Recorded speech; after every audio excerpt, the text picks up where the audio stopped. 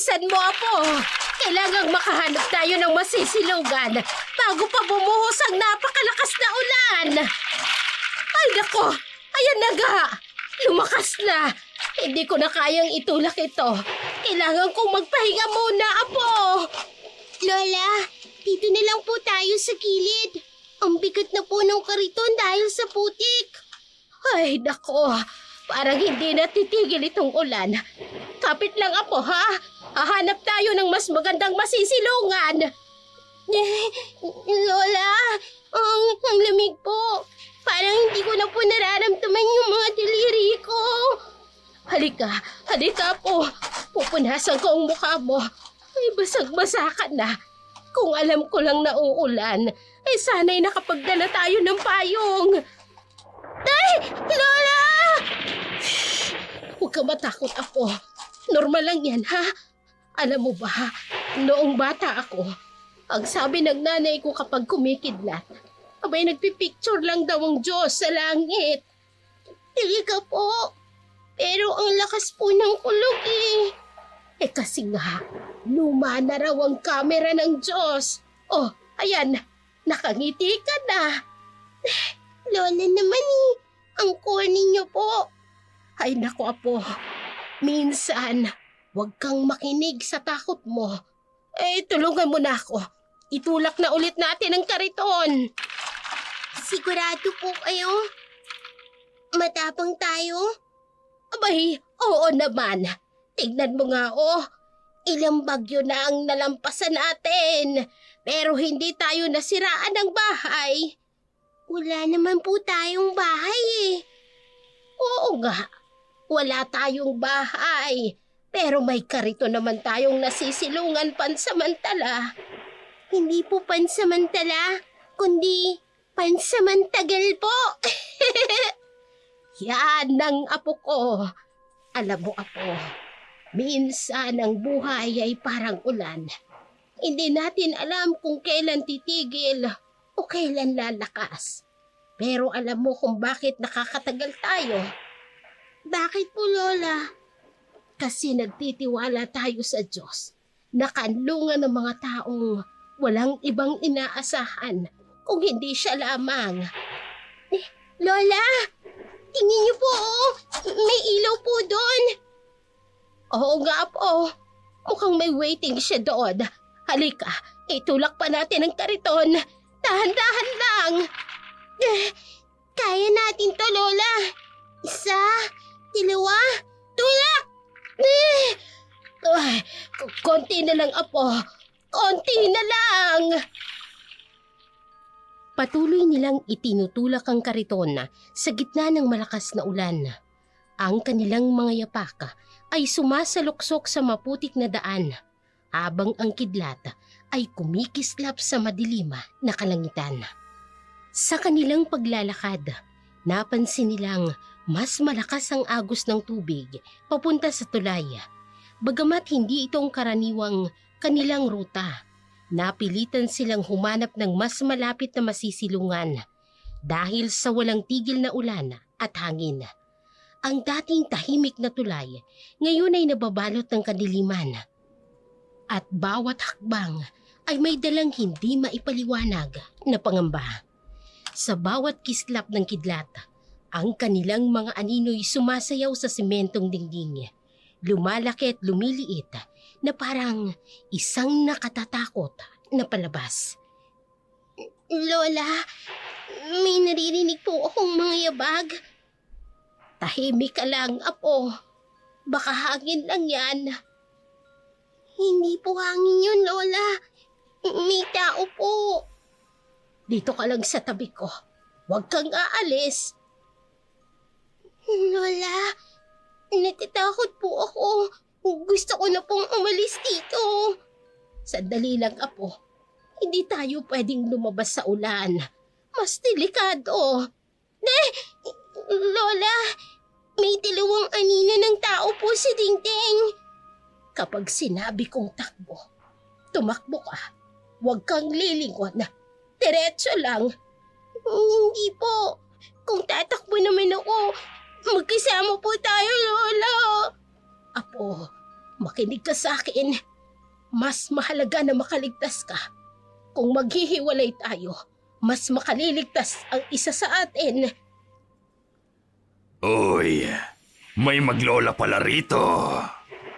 Mukhang swerte tayo ngayong gabi, ano? Kung sino man kayo, wala kaming pera. Hayaan nyo na kami. Hindi naman pera ang hanap namin, Lola. Kundi ang apo mo. Lola, ayoko po.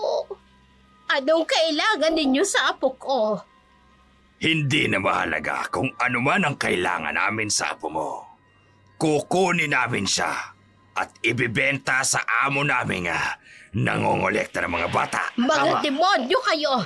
Tamaan sana kayo ng kidlat sa masasama ninyong balak sa apo ko! Kunin natin ang bata! Sige! Huwag kayong lalapit kung hindi sisigaw ako! Sa tingin mo, may makaririnig sa'yo mula dito sa silong ng tulay? Walang kabahay-bahay dito. Malayo ito sa mga tao. Maharangan na ng kulog at kidlat ang sigaw mo. Kaya wala nang makatutulong sa inyo. Kunin ang bata! Ay, Tara, Diyos sige! ko! Tulungan niyo kami! Ay, wag! Maawa kayo sa apo ko! Akin na! Kung ano man ang masama ninyong binabalak, huwag niyo nang ituloy! Kami na lang ang magkasama sa buhay! Kami na lang ang nag-aasahan! Pakiusap, huwag niyong kunin ang apo ko! Kung hahayaan mo kami sa gagawin namin, bibigyan namin kayo ng parte sa pagbebenta ng apo mo. Ganyang bata ang gustong-gusto ng aming amo. Makikipagpatayan ako! Huwag lang makuha ang apo ko! Mga demonyo kayo! Tamaan sana kayo ng kidlat! Kailangan bilisan natin. Kapag tumila ang ulan, sigurado ako may data ang mga tao rito. Umalis ka dyan, tanda! Sige! Palitan! Subukan ninyong kunin ang apo ko! Magkakamatayan tayo! Aba, may kutsilyo siya. Kutsilyong maparol. Ito ang baril. Ano laban mo dito? Lola, natatakot po ako. May baril po sila. Huwag mong barilin ang matanda. Usapan lang natin, bata lang. Hindi tayo sagutin ni boss kapag babarilin mo yan. Gago! Itatakutin lang natin. Bika, takbo! Ngayon na! Lola! Huwag niyo nang habulin ang apo ko! Pare, hawakan mo matanda. Habulin ko ang bata. Huwag niyo pong sasaktin ang lola ko! Kung ayaw mong saktayamin siya, huwag ka lumayo. Sumama ka sa amin. Huwag kang makinig sa kanila, apo! Umalis ka na! Iwan mo na ako! Iligtas mo ang sarili mo! Papatayin ka nila, apo! Ibibenta ka sa mga taong kumukuha ng laman ng bata! Tumakbo ka na! Saan ka pupunta, baby girl? Tingnan mo to. Kumikislap ang kidlat. Kapag naabutan kita, itatara ko ang kutsilyo na ito para makuha ko ang lamang loob mo. Lola! Ano pong gagawin ko? Hindi ko na po kayang lumayo. Natatakot na po ako, Lola! Bika! Tumakbo ka na! Huwag kang titigil! Huli ka!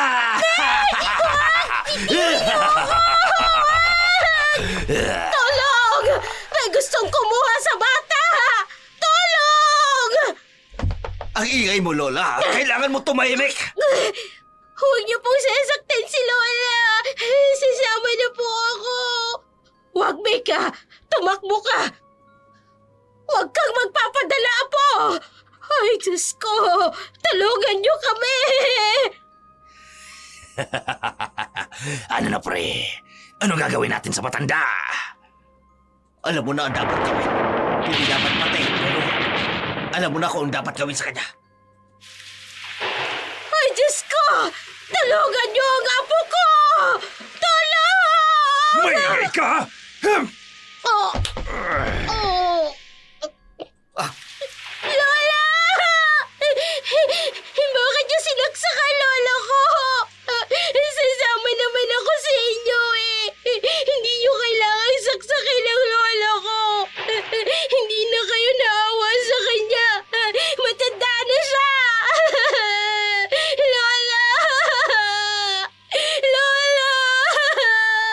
Kulit mo kasing matanda ka eh. Lola, bangon po kayo, please. Bangon na po kayo, Lola. O ano? Nakita mo ba kung anong napala ng lola mo? Takbo ka na. Hindi ko po kayo iiwan. Lola, please po, please. Tara na, bata. Wala ka nang magagawa dyan. Bitiwan niyo siya. Bilisan na natin. Baka may makakita pa rito. Tara na. Malaki ang kikitain ni Boss Saurio sa'yo. Lola! Bilisan mo lang. Lola! Tara! Lola! Dali na! Huwag ka na maingay! Sumama ka na! Patawad po! Dali! Dito! Patawad po, Lola! Bilis! Tayo! Patuloy na umiiyak si Mika, nakatingin sa dugoang katawan ni Lola Suling na nakahandusay sa putikan. Ang huling imahe ng kanyang lola, nakahiga, walang buhay sa gitna ng ulan, ay tumimo sa puso ni Mika, nag-iwan ng sugat na hinding-hindi maghihilom, habang siya'y kinakaladkad palayo ng mga walang puso at masasamang loob. Ang ulan at kadiliman ay tila naging saksi sa kanyang pagdurusa. Subalit sa hindi kalayuan, isang liwanag ang unti-unting sumilay. Mga ilaw na parang mga bituin sa gabing mapanglaw. Dala-dala ng mga tanod na umiikot sa lugar matapos marinig ang sigawan. Ang kanilang mga yapak bumabagsak sa katahimikan at papalapit sa kinaroroonan ni Mika at ng kanyang lola. Isang saglit ng pag-asa sa gitna ng trahedya. Bilisin natin. Parang may babae at bata na sumisigaw dito kanina. Oo, dali. Doon. Doon ang gagaling ang sigaw. Dali, tara natin. Kawawa naman sila. Buwisit! May mga tanod! Tulong! Tulong! Pinatay po nila si Lola! Anong gagawin natin ngayon? May tao ba dyan? Lumabas kayo! Bitawan natin to, bata. Balikan na lang natin. Pero si Bosauro naman, Kap. Gusto mo bang makulong? Ha? Takbo! Lola! Lola! Ay, Diyos ko! May duguan dito! Bato, anong nangyari? Sinong gumawa nito sa'yo? Hindi ko po sila kilala. Bis, may krimen sa tulay. Kailangan ng ambulansya at pulis. Bata, halika na. Bitiwan mo naman si Lola. Hindi po. Hindi ko po siya iiwan. Nangako po siya, hindi niya po ako iiwan Hey, tawagan mo ng pulis. Kailangan mahuli ng gumawa nito. Lola, Lola, gising na po kayo. Lola, bakit niyo po ako iniwan? Bata, Lola! wala na si Lola pero kailangan mo maging matapang para sa kanya. Patuloy na bumubuhos ang ulan habang ang mga ilaw at sulo ay sumasayaw sa dilim. Saksi sa isang gabing puno ng lungkot at pagkawala. Habang ang mga tanod ay abala sa pag-aalo kay Mika at sa pagtawag ng tulong, ang mga masasamang loob ay sumanib sa kadiliman. Ang kanilang mga yabag ay natakpan ng kulog at ng ulan. At ang kanilang mga anino ay unti-unting nawawala sa dilim ng gabi. Ngunit ang kanilang mga halakak at bulungan ay nananatiling gumagala sa hangin. Isang masamang pangitain ang kanilang muling pagbabalik. Muntik na tayo dun, ah. Nakita mo yung bata? Puno ng dugo yung lola niya. Mga gago kayo! Bakit kailangan patayin na matanda? Kung hindi pinatay, di nagsumbog yun. Si Bosauro, mababaliw kapag nalaman niyang nakatakas sa bata. Balikan na lang natin yung mamaya. Alam natin kung saan pupunta yon. Wala na siyang ibang mapupuntahan. Wala na siyang lola. Oo nga, di ba? Madali natin siyang mababalikan. Bakit ako kayo, mga talon? Wala silang alam kung gaano kalaki ang sindikato ni Boss. Hayaan nyo. Mamayang madaling araw, babalikan natin yung bata. Wala nang magpoprotekta sa kanya. Siguradong magugustuhan siya ni Boss. Malaki ang kita natin doon. Sayang nga lang at nagkalat tayo ng dugo. Pero mas masaya kapag may kasamang patayan. Ano naman kung magsumbong yung bata? E di, dagdagan natin ang patay. Simple lang.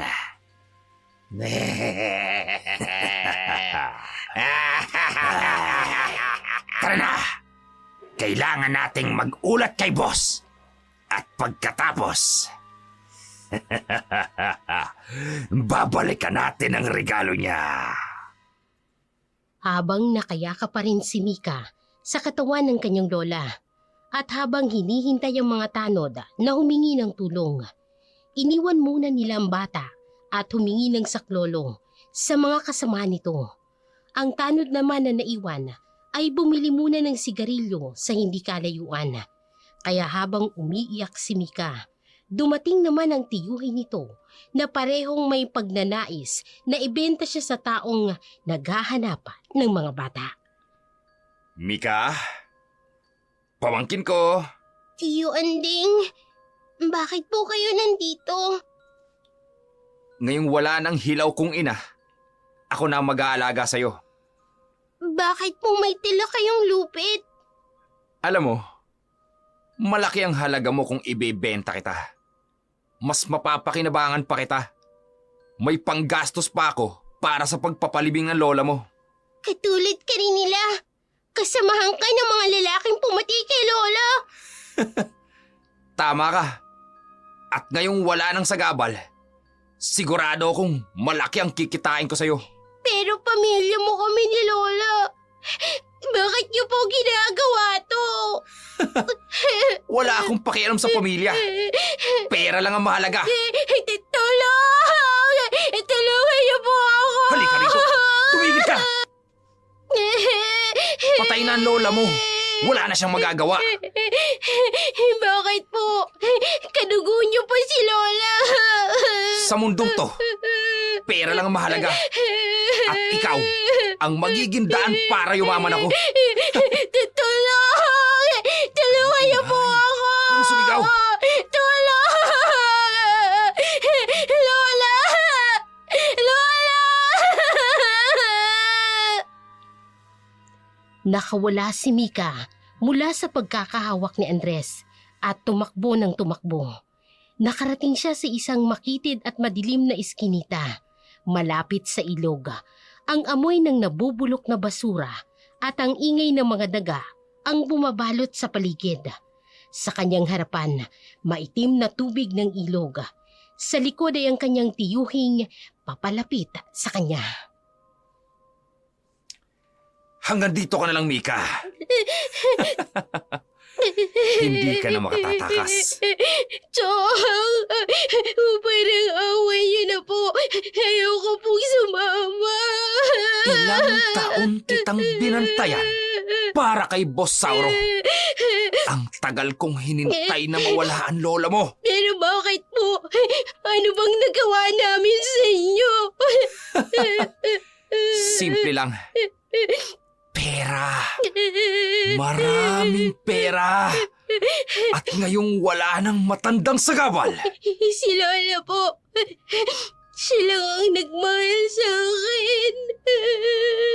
Pagmamahal? Walang silbi ang pagmamahal. Ang pera lang ang mahalaga. Lola, tulungan niyo po ako. Lola. Tama na yung drama mo. Halika na.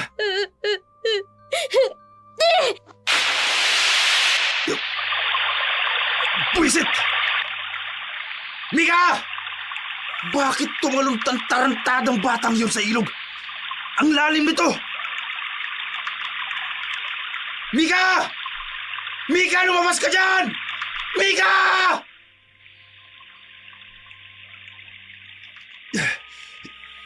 Hindi! Hindi pwede! Paano ko sasabihin kay Bosauro to? Maya-maya, dumating na rin ang mga tanod na tutulong na kunin ang bangkay ng lola ni Mika.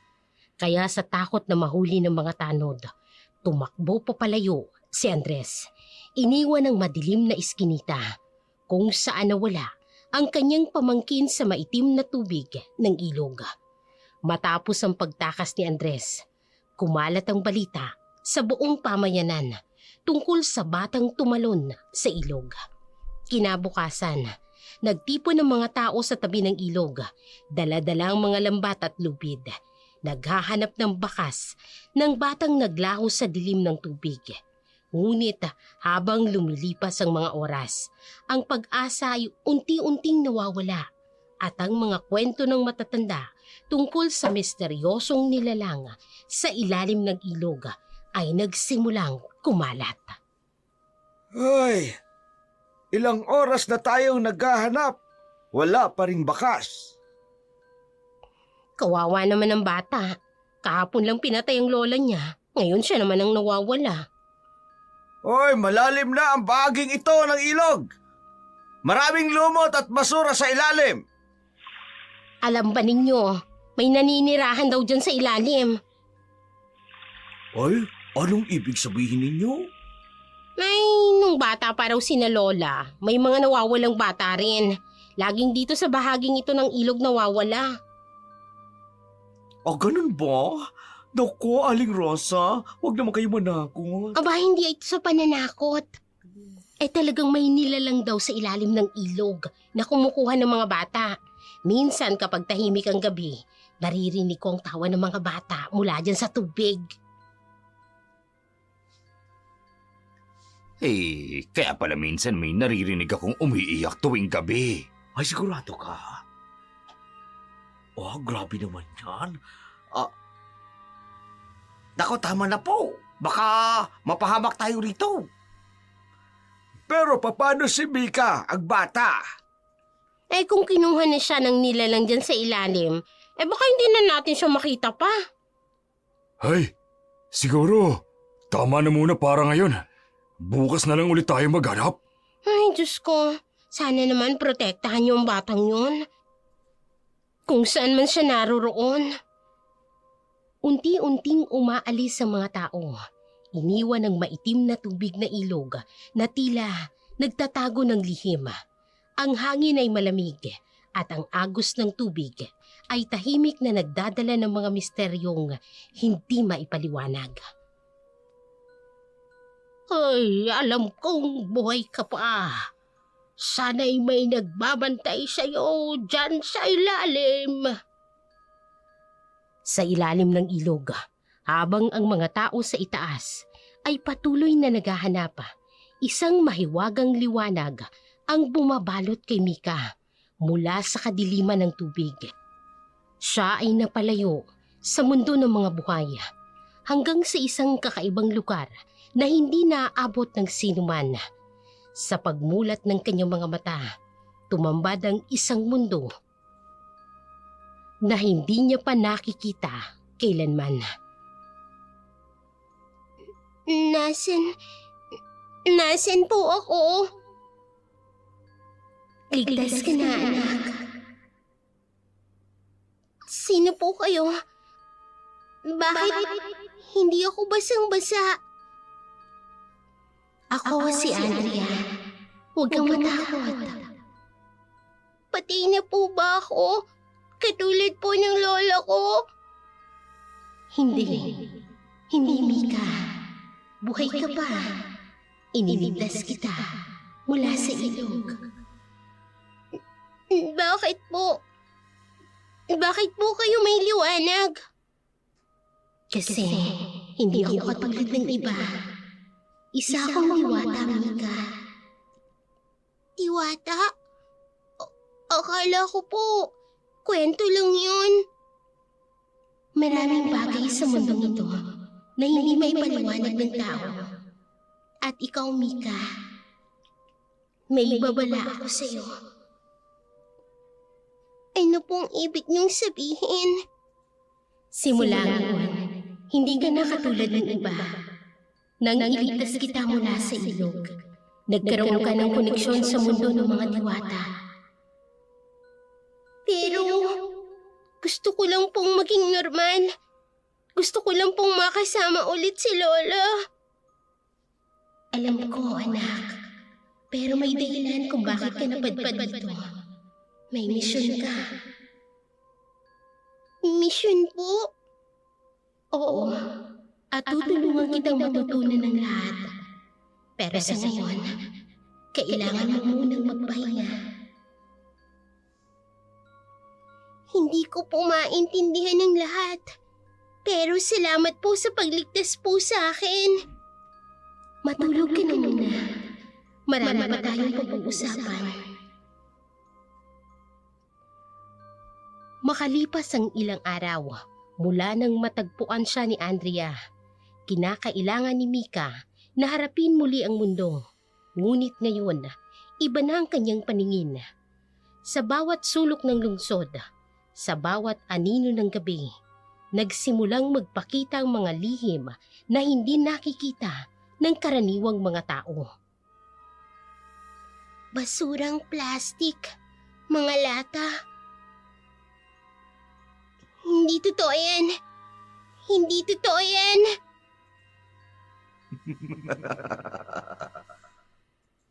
Hindi totoo yan.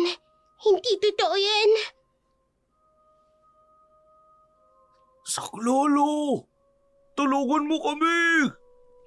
Tulad ng sabi ni Andrea, huwag akong matatakot.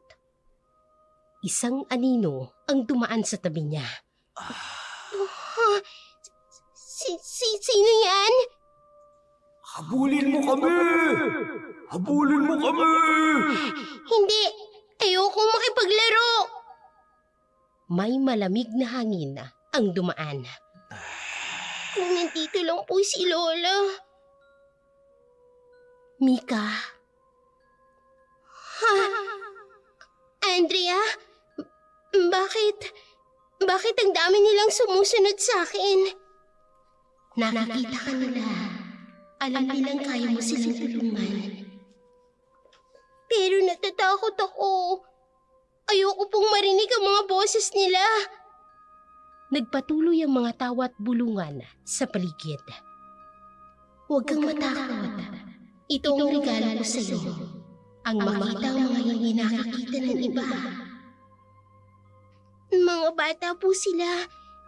Yung mga nawawala. Oo, kailangan nila ng tulong. Kailangan ka nila. Paano ko po sila matutulungan? Hindi ko nga po kayang tulungan ng sarili ko.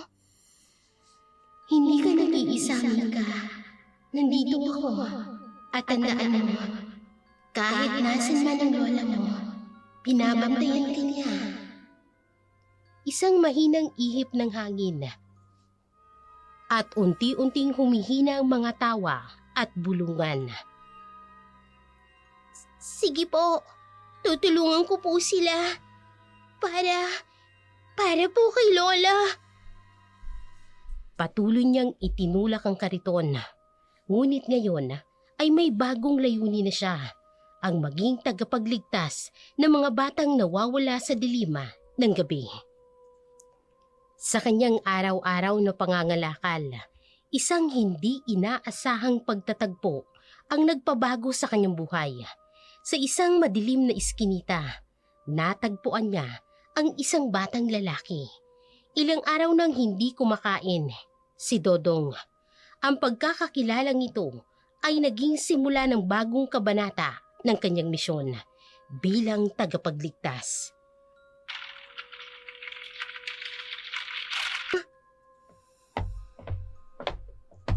Bata, okay ka lang? Lumayo ka sa akin! Hindi kita sasaktan. Gutom ka na ba? May pagkain ako. Bakit mo ako tinutulungan? Kasi parang ako rin noon.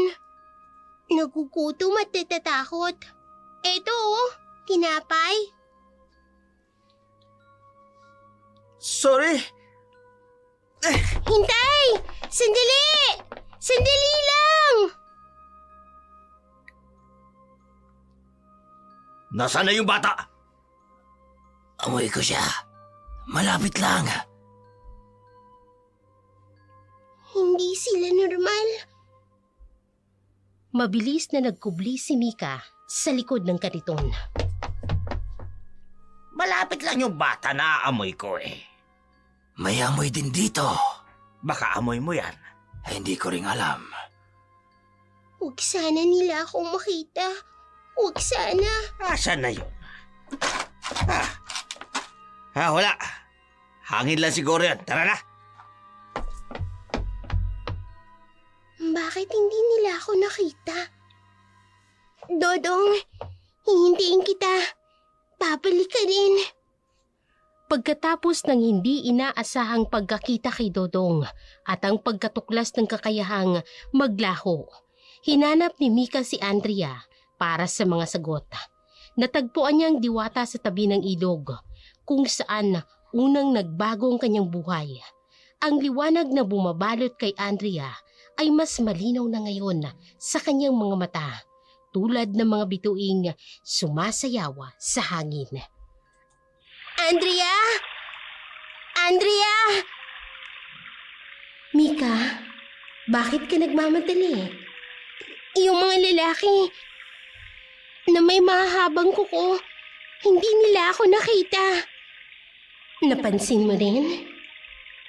Pero paano?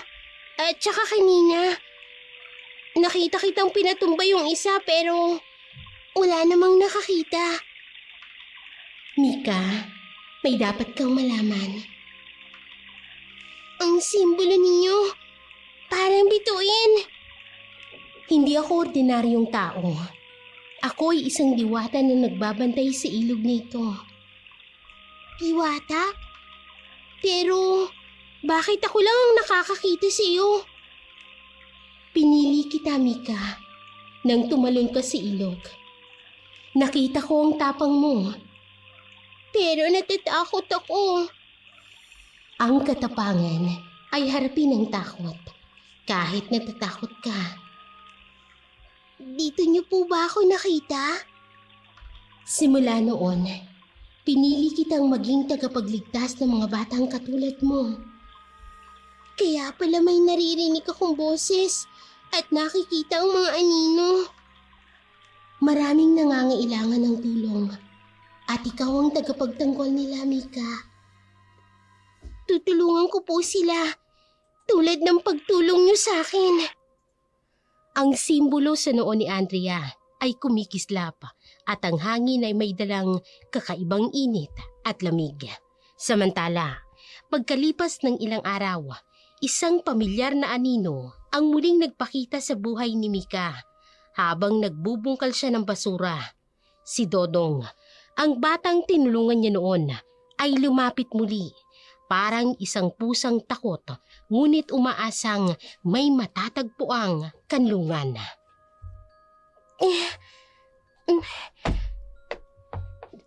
Dodong, Oh. alam kong ikaw yan. Paano mong nalaman? Naririnig kita. Gabi-gabi. Sinusundan mo ko? Hindi.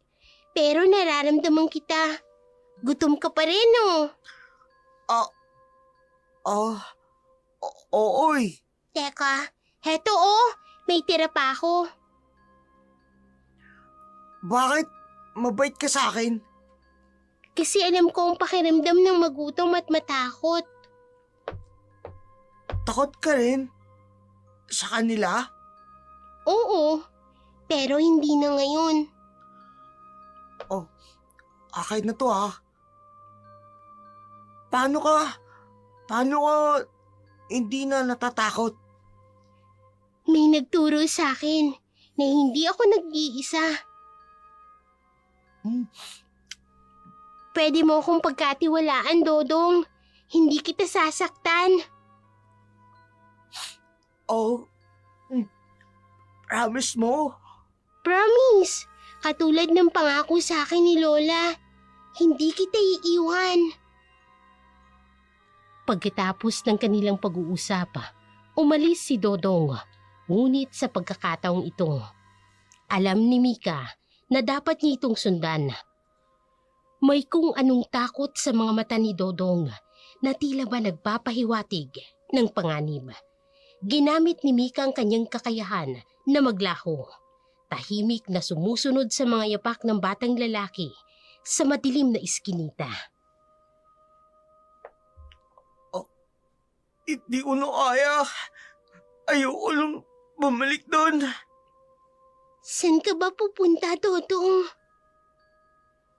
May mahinang ingay mula sa madilim na sulok. Hindi pa ako dapat bumalik. Baka nakasunod sila. May kung ano dito. Hindi, ayoko na. Sandali, Dodong! Saan ka pupunta? Pumasok si Dodong sa isang madilim na kalye. Hingal na hingal. Patawad po. Hindi ko sinasadya. Anong ginagawa mo? Kanino ka humihingi ng tawad? Ayoko na. Ayoko na maging katulad nila. Hindi kita iiwan, Dodong. Hindi kita pababayaan. Sa pagsunod kay Dodong, natagpuan ni Mika ang kanyang sarili sa harap ng isang lumang bodega na papaligiran ng dilim at kasamaan. Dito nabunyag ang masakit na katotohanan. Ang sindikatong nagpapahirap kay Dodong ay mas malala pa sa kanyang inaakala. Habang nakatago sa likod ng mga lumang kahon si Mika, nakatanaw sa loob ng bodega. Nasaan si Dodong? Bakit hindi pa siya bumabalik? Patawad po. Gutom lang po ako. Gutom? Binigyan ka naman namin ng pagkain, di ba? Pero, hindi pa sapat eh. Diyos ko, anong ginagawa nila sa kanya? May kausap ka kanina, di ba? Yung batang babae. Hindi po. Wala po. Dodong! Huwag ka na magsinungaling. May nakakita sa iyo. Hindi ko po sinasadya eh. Gutom lang po talaga ako. Alam mo bang mahalaga kay Boss Sauro ang batang yon? Hindi ka basta-basta makakatakas. Si Bosauro? Ngayon, parurusahan ka namin. Hindi po. Please lang po, hindi ko na po ulitin. Kumabog ang dibdib ni Mika, nagmamadaling tumingin sa paligid. Andrea! Andrea, tulungan mo ko! Kailangan kong iligtas si Dodong! Isang mahinang liwanag ang lumitaw sa tabi ni Mika. Maghintay ka, Mika. Hindi pa ito ang tamang oras.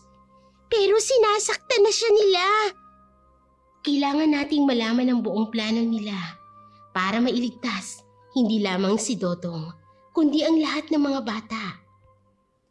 Patuloy sa pag-iyak si Dodong sa loob ng bodega. Si Mika ay pilit na pinipigilan ng sarili.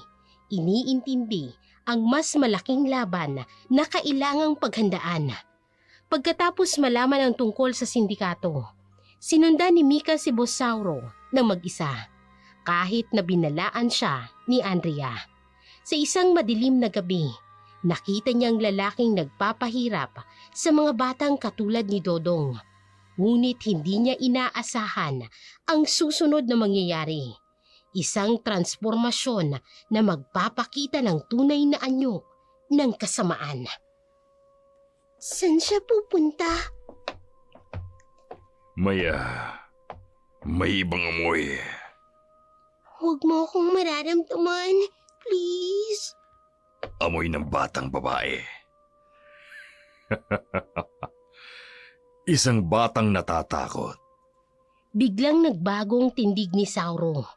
Tila ba may nangyayari sa kanyang katawan. Anong nangyayari? Oras na!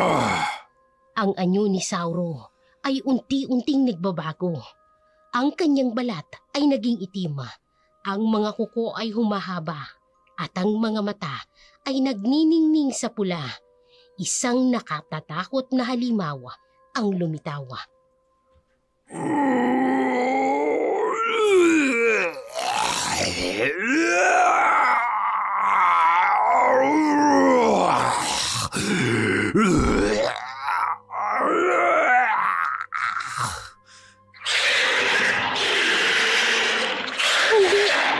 Hindi totoo ito.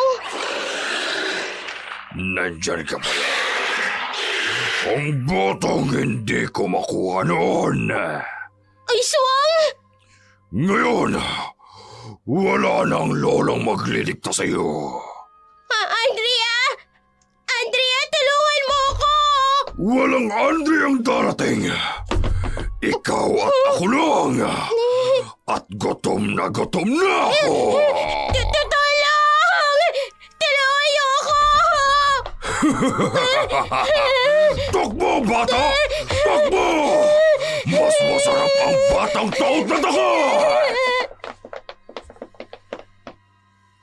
Ang halakak ni Sauro ay umaalingaw sa dilim habang ang kanyang nakatatakot na anyo ay naghahasik ng takot sa gabi. Alam mo bang matagal kitang inintay? Ikaw ang espesyal, Mika! Ikaw ang daan para lumakas ako! Habol hininga si Mika. Patuloy na tumatakbo. Ngunit naramdaman niyang papalapit na si Sauro. Hindi mo ako makukuha! Hindi ako matatakot! Tingnan natin kung hanggang saan ang tapang mo, bata!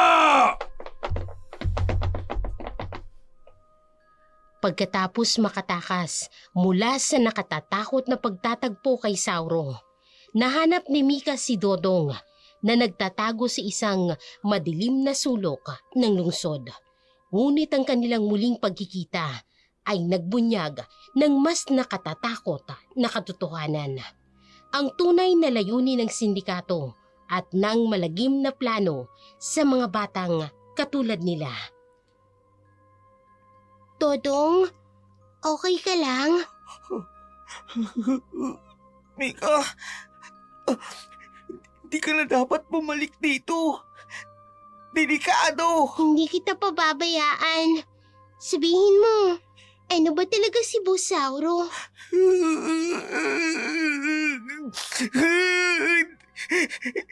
Hindi siya tao. Nakita ko siyang nagbago ng anyo. Ano siya? Sunsyo, kumakain ng mga bata. Kumakain ng mga bata? Sa kabiluan ng buwan, kinukuha niya yung mga walang magulang eh. Kaya pala maraming nawawala. May bahay siya, malayo sa bayan. Doon niya dinadala yung mga bata. Amoy dugo. Parang laging may patay sa bahay na yun. Anong ginagawa niya sa kanila? Una, pinapakain. Tapos pag malapit na yung kabilukan ng buwan, kinukuha niya na. Tama na. Hindi ko na kaya. Nakita ko yung mga mata niya. Pulang-pula. Tsaka yung ngipin niya parang may patalim. Malapit na ang kabilukin ng buwan. Ayoko lang bumalik doon. Ayoko maging pagkain niya. Hindi ka na niya makukuha. Hindi ko hahayaang mangyari yun. Paano? Napakalakas niya. Tsaka marami siyang tauhan eh. May tutulong sa atin. hindi tayo nag-iisa. Nararamdaman mo ba? Ganyan yung hangin sa bahay niya. Malamig at amoy kamatayan. Kailangan nating iligtas ang iba, Dodong, bago pang kabilukin ng buwan. Habang pinag-uusapan nila ang plano, isang pamilyar na anyo ang lumabas mula sa dilim. Ang tiyuhin ni Mika na si Andres, ngunit hindi na itong dating kilalang tao. Sa liwanag ng buwan, ang pagbabago sa kanyang mga mata at ang kakaibang ningning ay nagpakita ng mas malalim na lihim. Kaya pala mabaho rito. May daga palang nagtatago. Mika, Chong, bakit kayo nandito? Ang tagal kitang hinanap. Pamangkin, kasama mo palang paboritong alaga ni boss. Hindi ikaw ang tiyuhin ko. Hindi mo ba ako namimiss? Alam mo ba kung gaano kahalaga ka kay boss? Ha? siya yung tagapaghanap ng mga bata. Tumahimik ka! Ilang taon kitang binantayan para kay boss. Tapos itong pesteng to ang sisira. Natatakot ka ba, pamangkin, ha? Hindi mo ko dapat takbuhan. Biglang may lumabas mula sa dilim, si Sauro. Napakagulo mo, Mika. Tingnan mo. Espesyal na regalo ko para sa'yo. Ano yan? Isang baril na may pulang bato. Mula sa dugo ng mga batang kinain ko. Mika, takbo! Wala ka nang tatakbuhan, pamangkin. Sumama ka na. Hindi! Saan ka pupunta, bata? Mika! Bumalik ka rito! Titiwan mo ako! Mika, tumakbo ka na! Kakaibang tunog mula sa yero at mga iyak ng bata.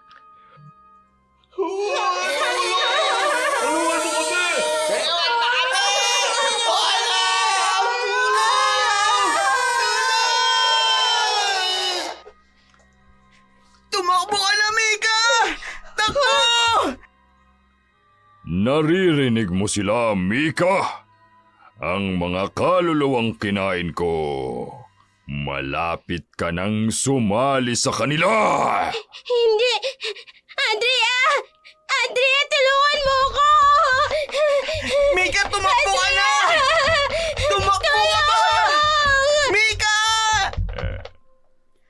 Patuloy ang mga iyak mula sa yero, habang si Mika ay tumatakbo papuntang ilog, ang lugar kung saan nagsimula ang lahat. Sa dilim ng gabi, ang bawat hakbang ni Mika ay naging laban para sa kanyang buhay. Sa likod niya, ang yapak ni Sauro na nagdadala ng kamatayan sa bawat madaanan. Ang ilog na minsang naging kanyang kanlungan ay muling tumatawag sa kanya. Ngayon, ito na ang kanyang huling pag-asa.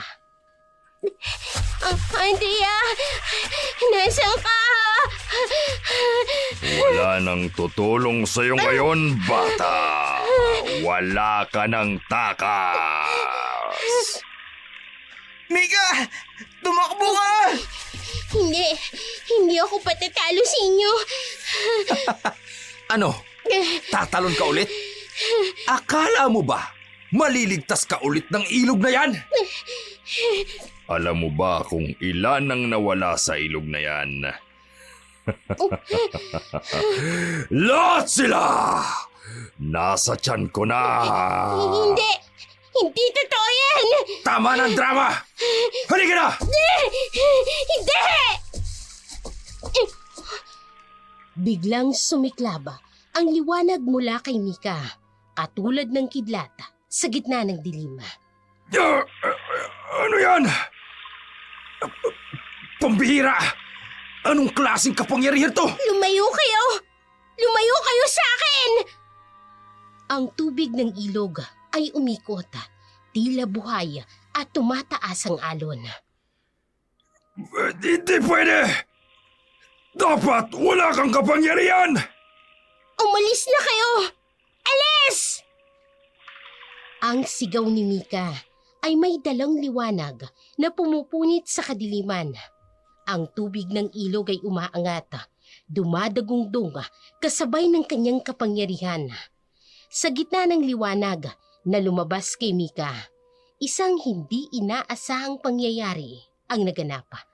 Nahulog si Andres sa maitim na tubig ng ilog. Ang payapang tubig ay biglang nagbago, kumulo at naging mapula, at ang baho ng dugo ay sumisirit mula sa kailaliman.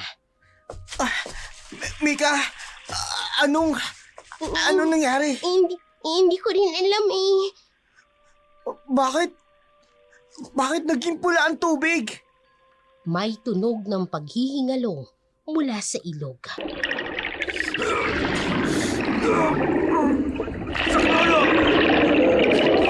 May humihila sa akin!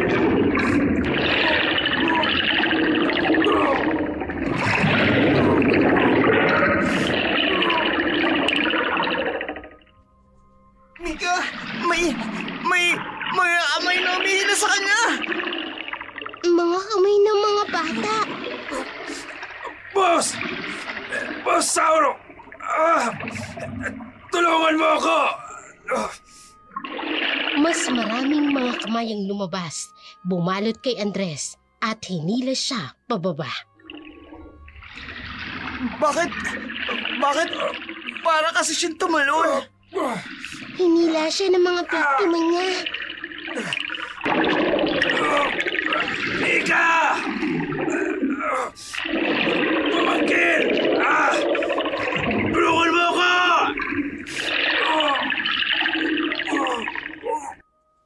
Kasama ka na namin! Hindi ka na makakapanyakit pa ng iba!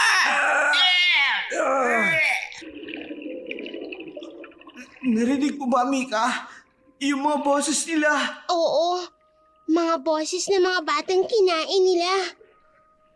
Unti-unting nilamon ng ilog si Andres. Ang tubig ay nagiging tahimik habang unti-unting bumabalik sa normal. Mabubuhay pa kaya siya?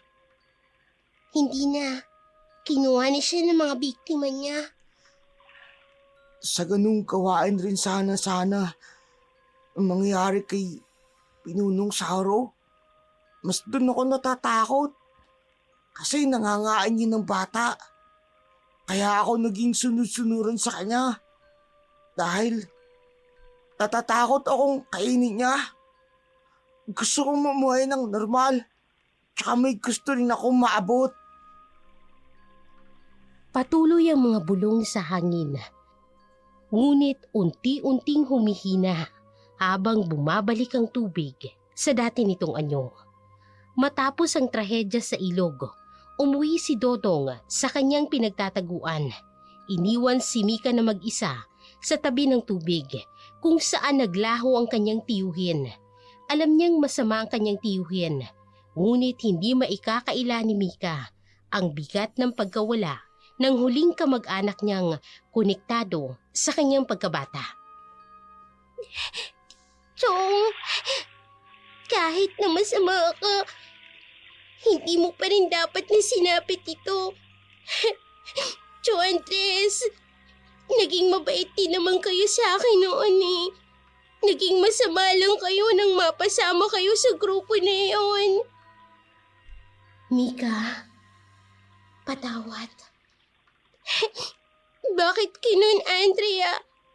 Bakit kailangan niyo pang mamatay? Kailangan kong protektahan ka. Wala na siyang pag-asa. Alam ko na masama siya.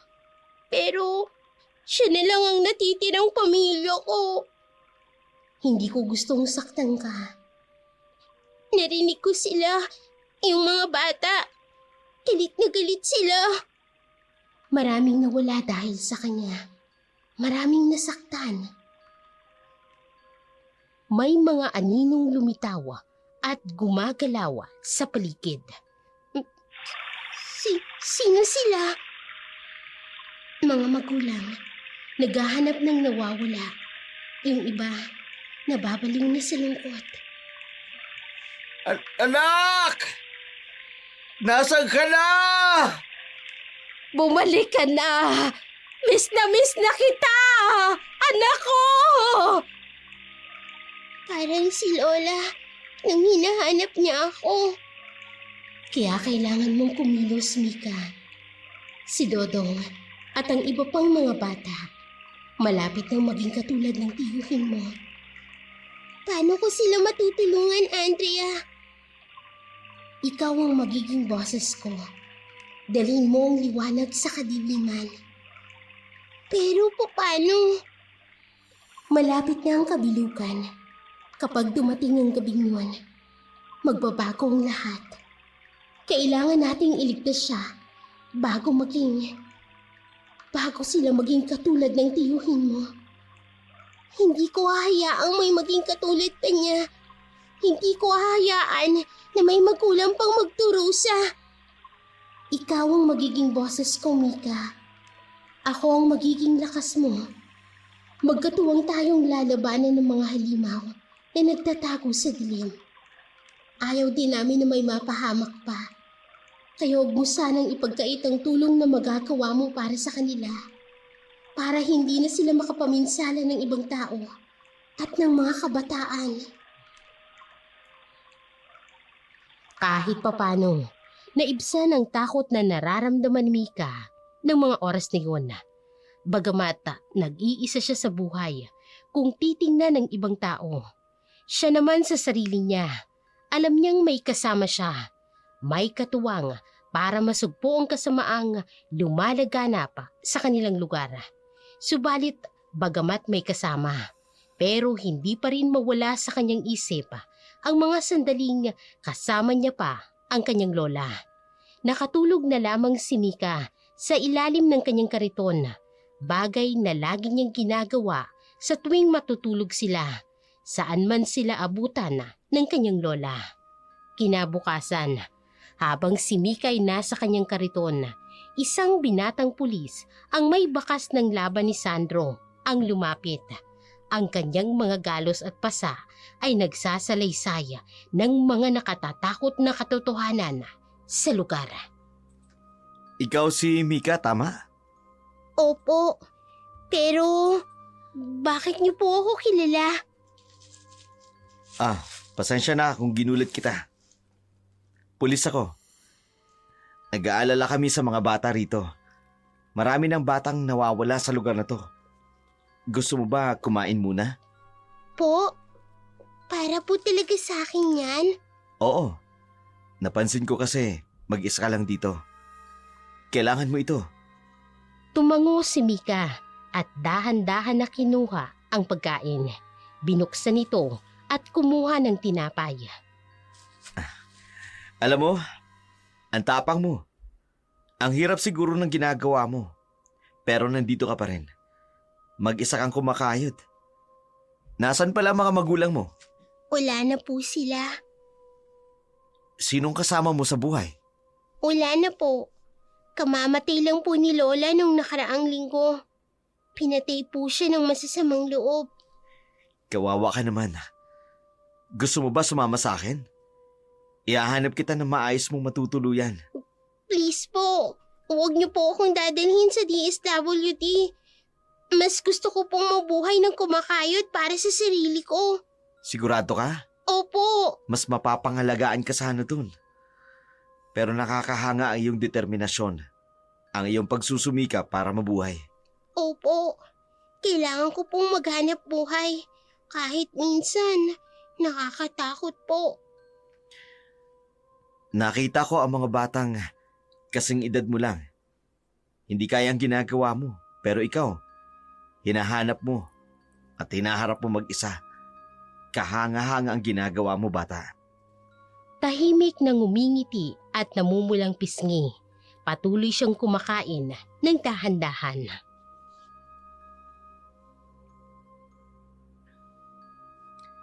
Pero alam mo, delikado ka rito. Gusto ko malaman kung kaya mo kong tulungan. May mga tao kasing nawawala at sa tingin ko, alam mo kung bakit.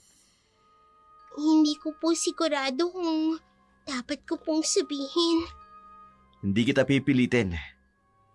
Pero nandito ako para tumulong. Tingnan mo ito. Ayan. Itong notebook na to, ayan ang mga larawan. 50 bata na ang nawawala. Ang dami po. Lahat sila nawawala.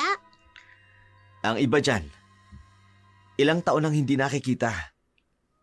Kaya mahalaga ang impormasyon. Tandaan mo, ligtas ka rito, Mika. Pulis po kayo. Pero nasaktan kayo? Oo, kagabi lang. Sinundan ko sila, pero hindi ko akalain na ganun sila kalakas. Kakaibang klase. May mga mata po bang pula at mahahabang mga kuko? Alam mo, Oo po. Kasi po kilala ko si Dodong. Isa siya sa mga bata. anong alam mo tungkol sa mga nangyayari? May leader po sila. Si Bosauro. Doon po nila dinadala yung mga bata sa bahay niya. Malapit po sa kagubatan. Anong ginagawa nila? Kinakain po nila. Lalo na tuwing kabilugan ng buwan. Kinakain? Opo. Aswang po sila eh. Hindi ko inaasahan. Pero kung ano man na nakita mo kagabi, baka tama ka. Kailangan po nating iligtas sila bago po ang kabilugan ng buwan. Pwede mo ba akong samahan o ituro sa akin ang bahay nila? Pero dapat po handa kayo. Hindi po sila basta-basta. May espesyal akong bala para sa mga halimo na yan. Tutulungan ko po kayo. Pero may mga bagay po kayong hindi pa maiintindihan. Sa puntong ito, Mika, handa ako maniwala kahit ano. Gagawin ko ang lahat para mailigtas ang mga bata.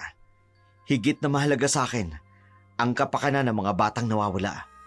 Tsaka isa pa, nais ko ring alamin muna, hindi ka ba nila hawak? Ay na po, Ng mga sindikato na kumukuha ng mga bata? hindi po. Ang kailangan ko lang po yung mga kasamahan nila. Kaya po tutulungan ko po kayo na mabawi sila sa mga aswang na yun.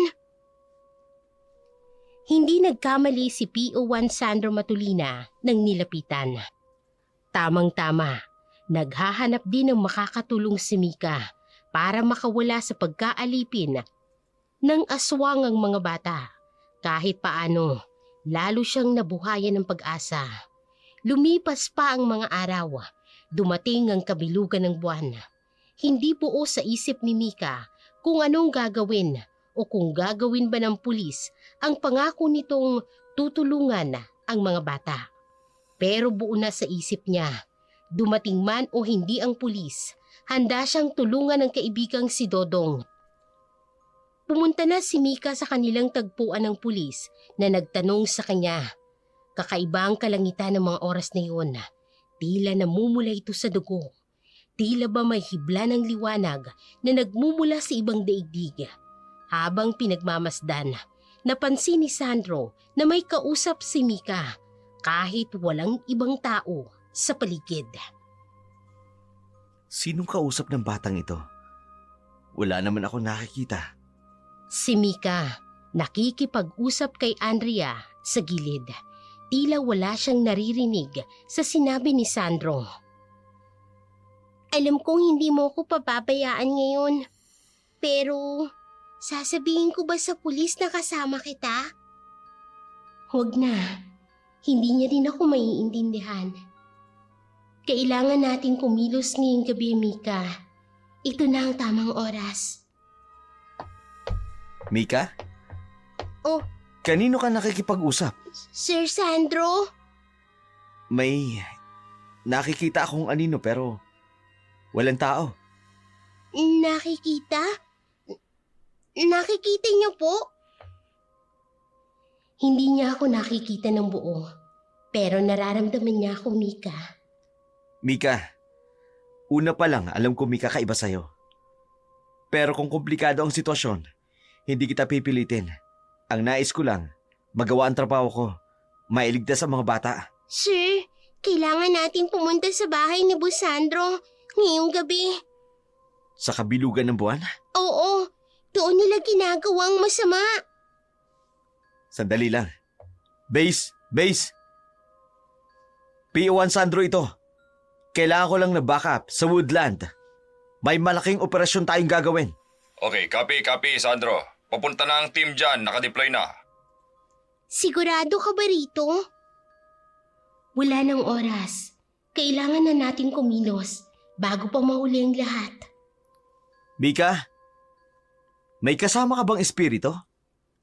Oo, siya ang nagligtas sa akin noon at tutulungan niya tayong iligtas ang iba pa. Sige, naniniwala na ako sa lahat. Saan ang bahay? Sa gitna ng gubat, may matandang mansyon doon. Maririnig niyo ang iyak ng mga bata. Sa tabi ng ilog tayo magdaraan. Walang ibang madadaanan patungo roon. Handa ka na ba? Opo, sir. Kailangan nating iligtas sila bago pa pumahuli ang lahat. Sa ilalim ng pulang langit, naglakbay sila patungo sa madilim na mansyon sa gitna ng gubat. Ang bawat hakbang ay tila ba binabalot ng kakaibang enerhiya. Parang pinagmamasdan sila ng hindi nakikitang mga mata. Habang papalapit sila, ang katahimikan ng gabi ay unti-unting napapalitan ng mga sigaw at iyak na tila ba mula sa ibang mundo. Mga tinig na puno ng paghihirap at ng takot. Ang malamig na hangin ay nagdala ng hindi maipaliwanag na amoy, dugo at nabubulok na karne na tila sumisingit sa bawat paghinga. Ang mga punong nakapaligid sa kanila ay parang kumakaway, ngunit hindi sa pag-anyaya, kundi sa babala. Ang mga sanga ay tila nabubuhay, nagbubulong ng mga lihim ng lugar na yun. Sa bawat pagyapak nila sa lupa, parang mas sumisidhi ang bigat ng kanilang nadarama. Parang hinihigop sila papalapit sa isang mas malalim na kadiliman. Si Mika, tahimik ngunit halata ang kaba sa kanyang mukha. Samantala, si Sandro'y mahigpit ang hawak sa kanyang baril habang ang mga mata ay alisto sa bawat anino at tunog. Si Andrea, bagamat tahimik at halos hindi maramdaman ang presensya, ay tila pinagmamasdan ng paligid, handang tumugon sa anumang oras.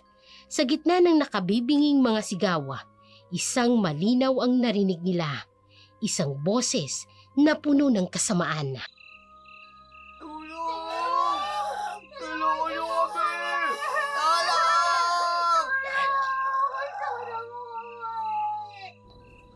Anong klaseng lugar ito? Habang palapit ng palapit sila sa mansyon, ang mga sigaw ay naging mas malinaw, mas nakatatakot. Sa loob ng dilim, unti-unting sumusulpot ang silweta ng mansyon. Malaki, matanda at puno ng nakapangingilabot na enerhiya. Ang mga bintana nito ay parang mga matang nagmamatsyag, habang ang pintuan ay tila naghihintay na sumalubong sa kanila o sumilo sa kanila. Tama na! Ayoko na!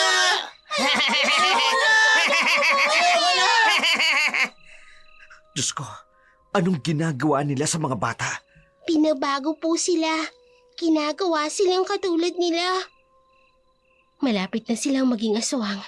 Kailangan nating magmadali, Mika. Base! Confirm! Nandito ang mga bata. Kailangan namin ng... Biglang may malakas na hiyaw mula sa loob. Gutom na ako! Sir, natatakot po ako.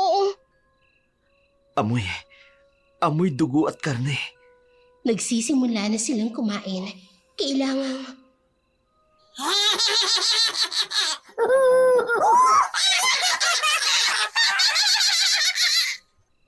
Hindi. Hindi normal ang mga ito. Dodong, sana hindi pa uli ang lahat para sa kanya. Isang malakas na sigaw mula sa loob ng mansyon. Mga anak ko! Oras na para sa inyong bagong bahay! Alpha Team, nasaan na kayo? Kailangan namin ng... May paparating. Magtago kayo. Ngayon na. Dito sa likod ng puno. Sa ilalim ng pulang liwanag ng buwan, tumindi ang labanan sa loob ng mansyon. Ang bawat yapak ay parang pagkalansing ng tanikala at ang amoy ng dugo at takot ay lalong nagpapalakas sa halimaw na si Sauro.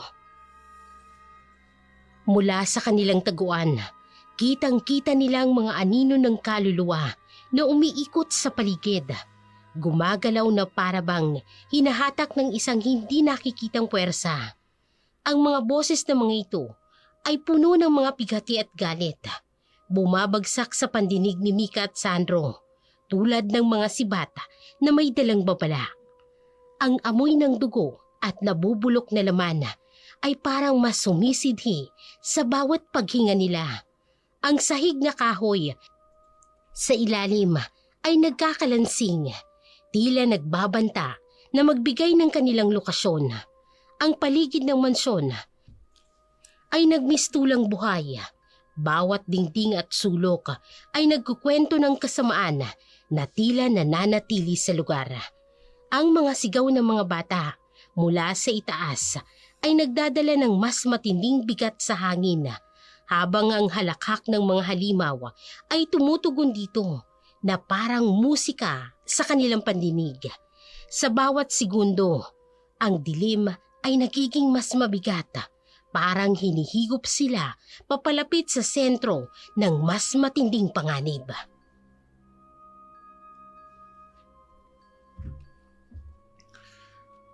May mga bisita pala ako. Huwag kang gagalaw! Pulis ako! Pulis! Napakasarap ng amoy ng takot mo! Sir Sandro, natatakot po ako. Hindi niyo ba alam? Sa kabilugan ng buwan, lumalabas ang tunay kong anyo. Mas lumalakas sa mga katulad namin. Dahil ang lakas namin ay nagmumula sa liwanag ng puting ilaw! Sa dilaw na buwan!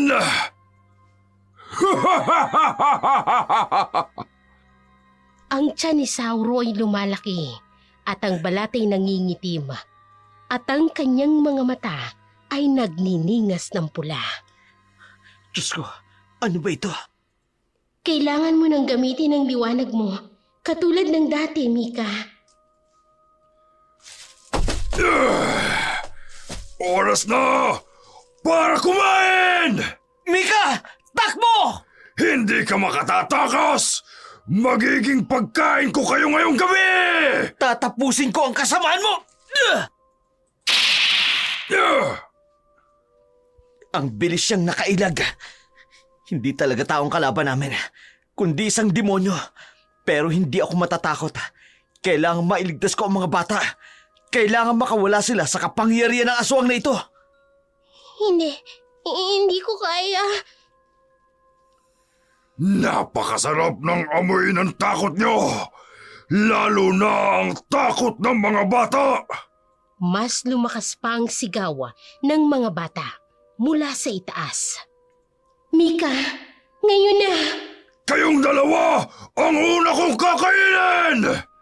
Isang malakas na sigaw mula kay Mika, habang ang buong mansyon ay nayanig sa kanyang liwanag na parang isinisigaw ng bawat dingding ang kanilang kasaysayan ng paghihirap at ng takot. Sa loob ng mansyon, ang bawat sulok ay nagbabadya ng kamatayan at kasamaan. Ang mga pader ay nabahira ng dugo at bawat larawan ay tila umiiyak ng pighati. Si Mika, isang batang babae na wala sa kanyang inaasahang kalagayan, ay nasa gitna ng laban para sa kaligtasan ng kanyang kaibigan at iba pang biktima. Si Sandro, sugatan ngunit determinado na magpatuloy na lumaban sa isang halimaw na tila hindi kayang talunin ng tao. Sa kabila ng kanilang takot, isang liwanag mula kay Mikang naging pag-asa ng mga kaluluwang nagdurusa sa ilalim ng kontrol ni Sauro. Amoy ko ang dugo ng bata. Nagugutom na ako. Andrea! Andrea, tulungan mo ako! Gamitin mo ang liwanag, Mika. Ikaw lang ang may kakayahan. Isang aswang ang sumugod kay Mika. Ngunit mula sa kanyang katawan ay lumabas ang isang liwanag na nagpatalsik sa mga nilalang. Lumayo kayo! Isang malakas na pagsabog ng liwanag ang siyang nagpahinto sa mga aswang na nakapaligid. Mika! Mika! Anong nangyari? Ang mga aswang ay nagsimulang mapaatras. Hawak ang kanilang mga mata habang sumisigaw sa sakit ng liwanag. Liwanag! Masakit! Isang aswang naman ang sumugod kay Sandro. Ngunit hinarang ito ni Mika. Naglabas ng liwanag mula sa kanyang mga palad. Hindi ko kayo hahayaang saktin siya! Isang puting liwanag ang tumalsik sa aswang. Napaatras ito. Paano mong nagawa yun? May tiwata po. May tiwatang tumutulong sa akin. Ang mga larawan sa dingding ay nagsimulang tumulo ang mga dugo, habang ang mansyon ay tila nagbabago, parang nabubuhay sa ilalim ng utos ni Sauro. Patayin ang mga bata! Patayin silang lahat! Nabuno! Nabuno! Mika! Tulungan mo ako! Dodong, huwag ka mag-alala. Ililigtas kita. Kasama mo ko, Mika. Ililigtas natin siya. Pero sir, tingnan niyo. Ang dami po nila. Sa paligid nila, ang mga aswang ay muling nagtipon. Ang kanilang mga matay kumikislap sa dilim, puno ng kasakiman. Hindi ka nag-iisa, Mika. Huwag kang sumuko. Tandaan mo, ikaw ang pag-asa nila. Wala kayong kawala! Lahat kayo magiging pagkain ko! Mika! Help me! Please! Hindi ako natatakot sa inyo. Hindi ako natatakot. Sa gitna ng kaguluhan, si Mika ay unti-unting nagpakita ng lakas na hindi pa niya lubos na nauunawaan. Ang liwanag mula sa kanyang katawan ay parang sagot sa mga dasal ng mga kaluluwang na wala sa ilalim ng kasamaan ni Sauro. Si Sandro, sa kabila ng mga sugat, ay nagkaroon ng bagong lakas nang makita ang tapang ng mga bata. Ngunit si Sauro, ang hari ng dilim, ay hindi natitinag. Sa halip, siya ay mas naging mabangis. Lumabas mula sa kanyang bibig ang mga salitang nagpapakita ng kanyang mas malupit na balak. Mika, may espesyal na bala ako para sa katulad nila. Anong klaseng bala yan? Basbas na mga albularyo. Hindi ka na makakatakas ngayon! Kaya pala, may diwata ang tumutulong sa'yo. Samantala, Hinila naman ng mga tauhan ni Sauro si Dodong papunta sa isang madilim na pintuan. Bitiwan niyo ako! Tulungan mo ako! Ayoko na! Dodong! Hindi ko hahayaang kunin ka nila! Mika, huwag kang sumugod ng walang plano. Ang dilim ay biglang lumaganap sa paligid habang si Sauro ay naglabas ng isang sigaw na nagpalamig sa buong mansyon. Gagamitin ko si Dodong para makuha ko ang tunay mong kapangyarihan, Mika! Unti-unting hinihila papunta sa dilim si Dodong. Ang kanyang sigaw ay nawawala sa hangin. Mika! Help me! Biglang tumahimik ang buong mansyon. Ngunit ang halakak ni Sauro ay patuloy na umaalingaw-ngaw, puno ng kasamaan. Ang mga kaluluwa ng mga batang biktima ni Sauro ay nagsimulang lumabas mula sa mga pader. Ang kanilang mga mukha ay puno ng paghihirap. Ang kanilang mga boses ay nagiging mas malinaw. Mga boses na puno ng galit, ngunit umaasang matutulungan ni Mika. Sa gitna ng kaguluhan, si Mika ay nakatayo at ang kanyang puso ay puno ng takot, ngunit sinisikap na manatiling matatag. Sa sandaling yun, alam niyang ang desisyong gagawin niya ang magpapasya sa kanilang lahat. Ang tagumpay laban sa kasamaan o ang pagkatupok ng liwanag sa gitna ng dilim. Sa ilalim ng madilim na kuweba na puno ng kasamaan, ang sigaw ng mga batang biktima ni Sauro ay patuloy na gumuguhit sa bawat sulok.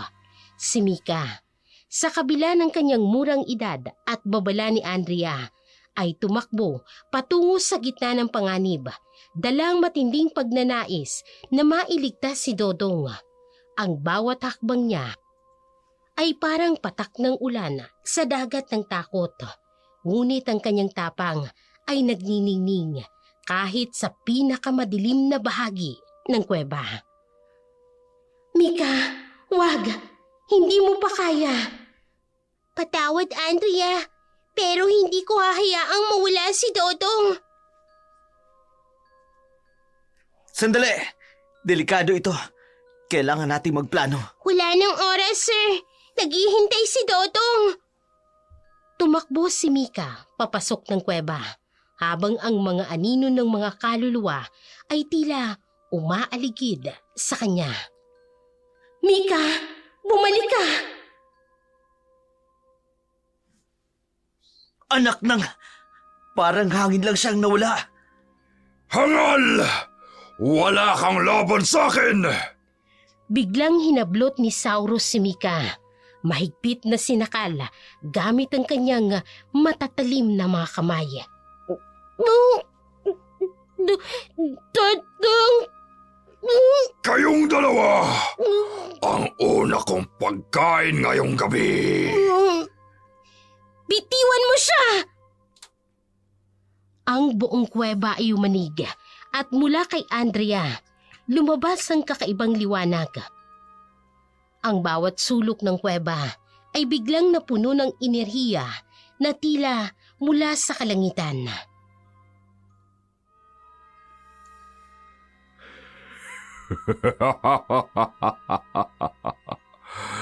Kaya pala, ikaw ang diwatang tumutulong sa kanya. Unti-unting nagbago ang anyo ni Andrea. Ang kanyang katawan ay napuno ng liwanag at ang kanyang likod ay naglabas ng malalaking pakpak na tila gawa sa mga bituin.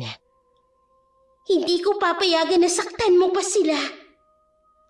Isang malakas na pagkulog ang narinig kasabay ng kidlat mula sa itaas. Pinalalakas ang presensya ni Andrea. Anong magagawa mo? Mahinang diwata!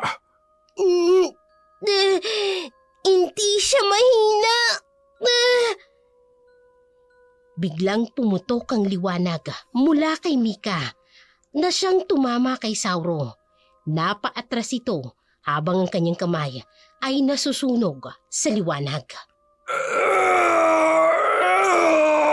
Ano to? Hindi ka na makakasakit pa ng kahit na sinong bata! Tumakbo si Mika, papalapit kay Sauro. Ang kanyang liwanag ay sumisiklab sa buong kuweba. Ang bawat anino at halimaw na nakapaligid ay nagsimulang maglaho sa bawat hakbang niya. Hindi! Hindi pwede! Hindi ako maaaring matalo! Tapos na ang kadiliman mo, Sauro! Isang malakas na pagsabog ng liwanag ang naganap. Si Sauro ay tuluyang naging abo. Ang kanyang huling sigaw ay umalingaw-ngaw habang tinatangi siya ng hangin.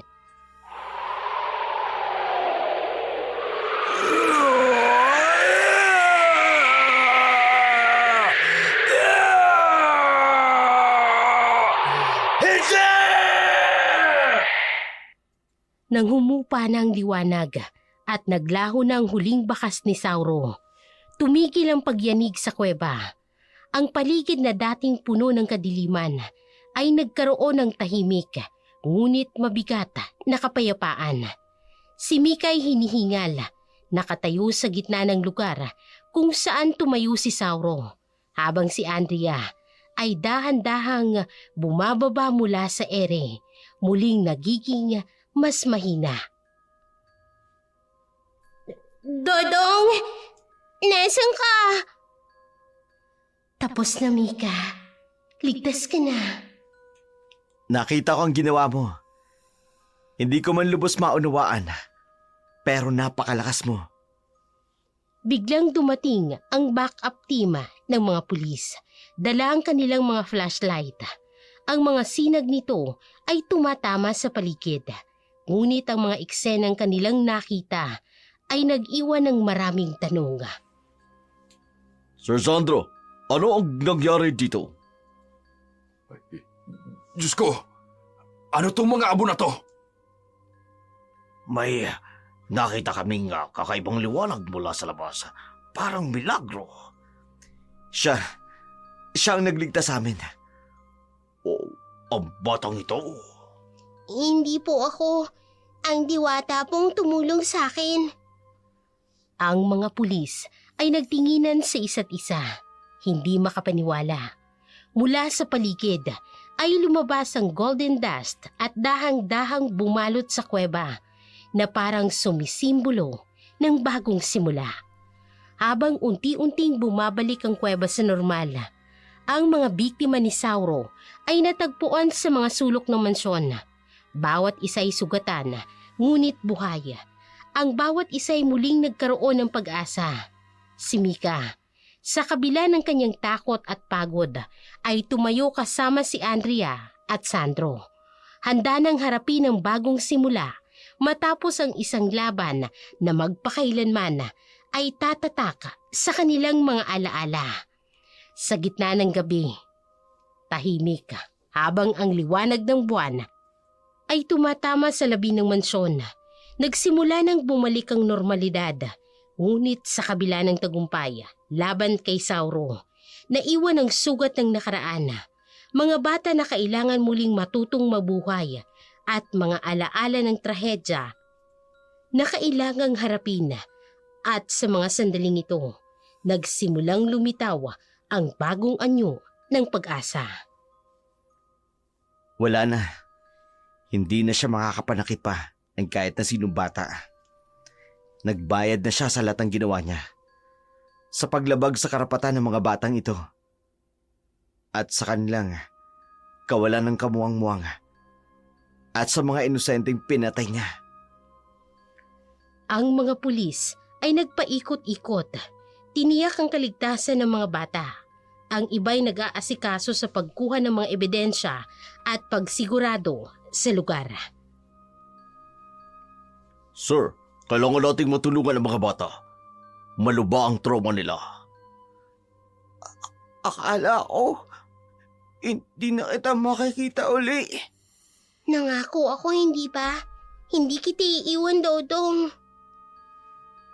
Gusto ko na pong umuwi. Gusto ko na po si mami ko. Habang ang ibang pulis ay iniipon ng mga bata, dumating ang isang team ng DSWD. Nasa kanilang unang hakbang para mabigyan ng proteksyon at suporta ang mga batang nasagip. Sir, i-turn over na natin ang mga bata sa amin. Sisiguraduhin naming matutulungan sila. Salamat po sa mabilis ninyong pagdating. Kailangan makuha agad nila ang tamang gabay. Ang mga bata ay unti-unting inilalapit sa team ng social workers. Ang ilan ay umiiyak pa, ngunit may ilan ding nagiging kalmado na. Huwag kang mag-alala, anak. Ligtas ka na ngayon. Kami na ang bahala sa'yo. Pero, paano po bumalik sila? Hindi na sila makababalik. Nangako ako na hindi ka na nila muling masasaktan, Dodong. Tama siya, Mika. Ang lakas mo ang dahilan kung bakit sila ligtas ngayon. Habang isinasakay ang mga bata sa sasakyan ng DSWD, hindi maikakailang bigat ng mga pinagdaanan nila. Ngunit sa kabila nito, naroon ang bagong pag-asa na hatid ng mga taong nagligtas sa kanila. Mika, maraming salamat. Dahil sa'yo, maraming buhay ang naligtas. Pero hindi pa po tapos. Marami pang batang nawawala. May mga bagong ulat ng mga batang nawawala. Mukhang malawak pa ang saklaw ng operasyon ng masasamang loob. Hindi po kami titigil hanggat hindi natutulungan ang mga bata. Habang papalayo ang sasakyan ng DSWD, natira sina Mika at Sandro sa tahimik na mansyon kasama si Andrea. Alam nilang isang tagumpay ang kanilang nakamit, ngunit may mas malaki pang misyon ang kanilang haharapin. Marami ka pang gagawin. Handa ka na ba, Mika? Palagi, tulad ng pangako ko kay Lola, hindi natin sila iiwan. Ilang araw ang lumipas, ngunit ang bigat ng alaala ng mansyon ay nananatili sa bawat isa. Ang mga bata, bagamat ay ligtas na, dahan-dahan pa lamang nagsisimula sa proseso ng paghilom. Sa bawat kwento ng kanilang nakaraan, unti-unting naaalis ang bigat ng kanilang trauma. Ngunit ang sugat na iniwan ng takot ay mahirap purahin. Huwag kayong matakot. Pwede niyong ikwento sa amin kung ano nangyari. Nandito kami para tumulong. Tinuruan niyo po kaming maging masama. Sabi niya, mas mabuti raw yun. Mas makapangyarihan. O hindi dahil kay Mika, naging aswang na rin kami. Samantala, si Mika ay naglalakad sa makikitid na kalye ng bayan kasama si Andrea na tahimik na nagmamasid sa kanyang tabi. May nararamdaman akong ibang batang nawawala. Kaya kita pinili, Mika. Alam kong may tapang ka para sa misyon na ito. Lumipas ang mga linggo, ngunit ang anino ng kasamaan ay tila nananatili pa rin. Ang ulat ng mga nawawalang bata ay patuloy na dumarating, nagiging paalala sa hindi pa natapos na laban. Sa kabila nito, si Sandro ay mas determinado na ngayon dahil sa kanyang kasangga, ang batang si Mika, na may liwanag na kayang labanan ang kadiliman. Sir, may ulat na naman pong nawawalang bata. Sa kabilang distrito na naman po ngayon. Huwag kayong mag-alala. May kakilala ako na tutulong sa atin. Sa hindi kalayuan, nakita nila si Mika na naglalakad sa gilid ng ilog. Sa tabi niya, ang anyo ni Andrea ay nagniningning sa ilalim ng buwan. Hindi makikita ng iba, ngunit ramdam ang presensya nito. Handa ka na ba para sa bagong misyon? Oo, tulad ng pangako ko kay Lola. Hindi natin sila iiwan. Sa ilalim ng malamlam na liwanag ng buwan, muling nagsimula ang misyon ni Mika at Andrea. Ang bawat yapak nila sa lupa ay parang sinasabayan ng mga pangakong hindi mabibigo. Ang kanilang bawat galaw, dala nila ang liwanag na kayang sumugpo ng anumang dilima na haharapin nila. Sa tabi ng ilog, isang gabing maliwanag ang buwan. Umupo si Mika sa malaking bato habang pinagmamasdan ang agos ng tubig. Andrea, naaalala mo pa ba nung una tayo nagkita? Oo, isang takot na batang tumalon sa ilog. At ngayon, tingnan mo, tayo na yung nagliligtas. Sa hindi kalayuan, may lumapit na ilang mga magulang, tila nagpapasalamat mula sa malayo. Isa sa kanilang sumaludo kay Mika, habang ang iba'y tumitingin sa ilog, tahimik, ngunit puno ng emosyon.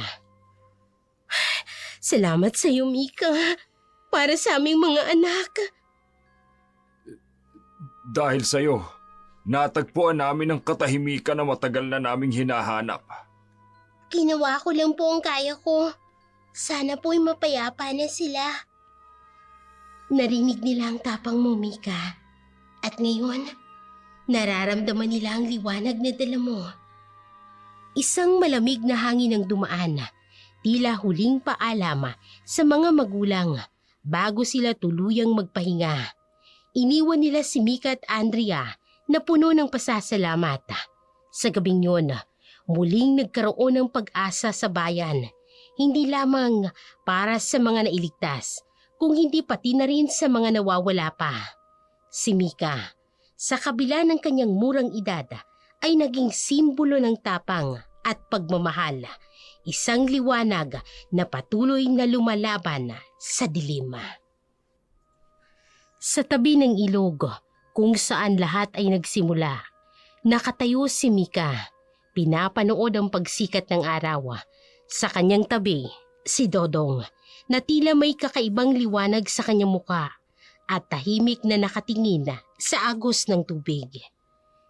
Dodong, mukhang masaya ka ngayon ah. Parang may kakaiba sa'yo. Oo, Mika. Kasi nandito na sila. Dumating na para sunduin ako. Sino sila?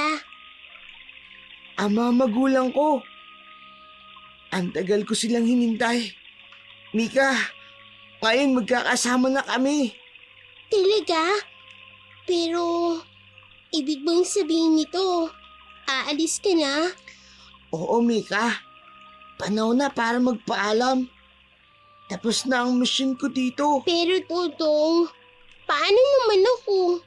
Ikaw lang ang kaibigan ko. Paano kung mag-isa na naman ako? Hindi ka nag-iisa. Lagi ako nandito sa puso mo. Alam ko, kayang-kaya mo kahit wala ako. Dati ka namang matapang eh. Higit kanino man, ikaw yung nakilala kong matapang. Pero ang sakit-sakit. Ang dami na nating pinagdaanan. Paano ko haharapin ang mga darating na pagsubok kung wala ka? Mika, tumingin ka sa mga mata ko. Kaya mo. Hindi ka yung batang madaling matakot. Lahat ng lakas sa kailangan mo, nasa iyo na. Tandaan mo, nandyan pa rin yung sinasabi mong diwata na tumutulong sa'yo na ikaw lang yung nakakakita. Tsaka may mga tao rin nagmamahal sa'yo.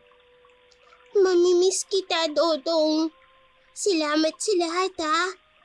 Mamimiss din kita, Mika. Pero, hindi talaga ito paalam. Nandito ako. Sa hangin sa paligid na magiging mga alaala mo. Sa hindi kalayuan, lumitaw ang mga magulang ni Dodong. Hawak nilang kamay ng isa't isa. Nakangiti habang inaanyayahan siyang sumama. Mika, paalam. Mag-iingat ka palagi. Tsaka, huwag mong kalilimutan tumawa. Tulad ng mga ginagawa mo sa akin yun nung nagpapatawa ka. Paalam, Totong. Salamat. Sa bawat hakbang ni Dodong papalayo, ang kanyang anino ay tila nagiging liwanag hanggang sa siya ay tuluyang maglaho kasama ang kanyang mga magulang. Naiwan si Mika sa tabi ng ilog, tahimik na umiiyak, ngunit may bakas ng tapang sa kanyang puso. Sa likod niya, muling sumikat ang araw. Animoy nagpapahiwatig ng bagong simula. Sa gitna ng kadiliman at pagsubok, ipinakita ng kwento ng kahalagahan ng tapang, pananalig at pagkakaisa. Si Mika, sa kabila ng kanyang murang edad at kawalang karanasan, ay nagpakita ng hindi matitinag na determinasyon upang ipaglaban ang sarili at ang iba pang mga bata na biktima ng karahasan at kasamaan. Pinatunayan niya na kahit ang pinakamaliit o pinakamahina ay may kakayahang magbago ng kapalaran basta't puno ng tapang at pananalig sa tama. Ang kwento ay nagtuturo rin ng aral tungkol sa sakripisyo at pagmamahal. Si Lola Suling ay naging halimbawa ng tunay na pag-aalaga at pagpoprotekta kahit sa punto ng pagsuko ng kanyang sariling buhay. Ang kanyang pagmamahal ay naging inspirasyon ni Mika upang magpatuloy at lumaban. Sa kabuuan, ipinapakita ng kwento na ang kasamaan, gaano man ito kalakas o katindi, ay may hangganan. Ang liwanag ng kabutihan, kapag pinagsama-sama, ay kayang talunin ang pinakamadilim na bahagi ng buhay. Ang mahalaga ay ang pagkakaroon ng tapang, pananampalataya at malasakit sa kapwa, sapagkat ang mga ito ay ang tunay na sandata laban sa anumang hamon o kasamaan.